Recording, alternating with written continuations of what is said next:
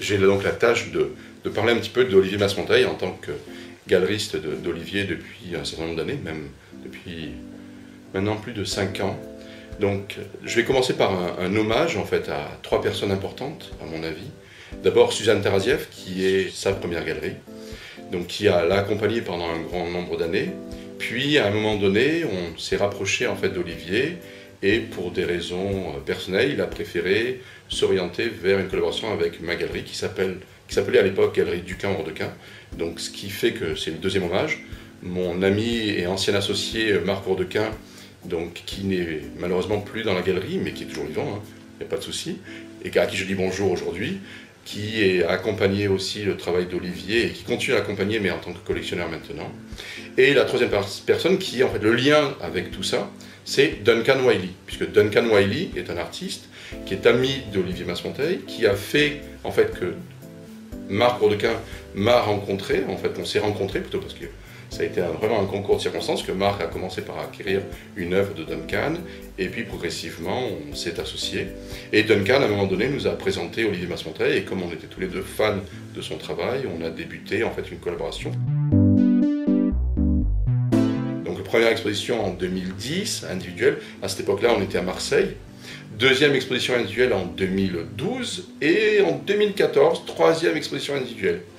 Waouh, ça ne me rajeunit pas tout ça, mais bon, je trouve ça génial qu'on puisse accompagner comme ça, que je puisse accompagner maintenant le travail d'Olivier depuis aussi longtemps.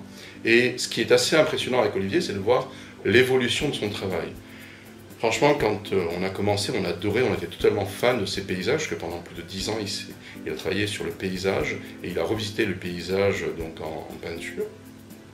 Puis à un moment donné, en 2011, de mémoire, il nous a dit bah, je vais commencer au chapitre 2 de mon histoire et on a eu un grand doute, qu'est-ce qu'il allait faire à cette époque-là.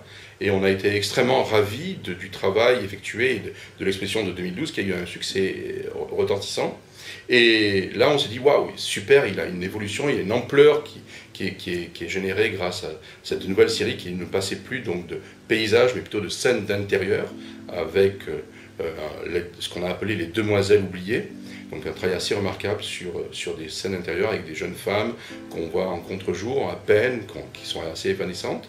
Et là je me suis dit, bon ok, est-ce qu'il va continuer comme ça longtemps ou est-ce qu'il va encore trouver quelque chose de nouveau? Et là, ravissement avec la nouvelle série, donc en hommage à Ingres, et en fait je suis totalement bluffé par son travail. Et c'est vrai que Marc parle beaucoup mieux que moi du travail et de la position de l'artiste et par rapport en fait, à l'art contemporain, mais moi c'est plus l'émotion qui parle et franchement quand je vois les tableaux d'Olivier, je suis totalement émerveillé par ce jeu de couleurs, par cette capacité en fait à la composition, à la création de l'espace en 3 dimensions et je suis total fan et si je pouvais acheter tous les mois des tableaux d'Olivier Masmonteil, j'en achèterai tous les mois.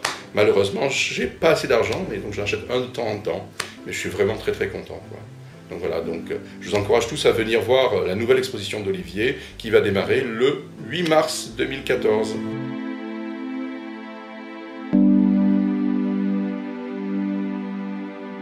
En fait, oui, j'ai oublié de vous dire un truc, c'est que vous avez peut-être été étonné de voir tous ces trucs bizarroïdes là. Les milieux de culture, avec Bunsen, en fait, une pipette. Mais en fait, l'idée, c'est que j'ai une galerie d'art contemporain, oui, mais je suis aussi collectionneur. Et l'origine, en fait, de la galerie, c'est le fait que je suis collectionneur et que j'ai voulu basculer de l'autre côté, de la force obscure. Et en réalité, je suis aussi responsable d'une équipe de recherche en microbiologie au CNRS, et c'est mon lieu de travail ici. Et donc, je vous fais un petit coucou de mon lieu de travail.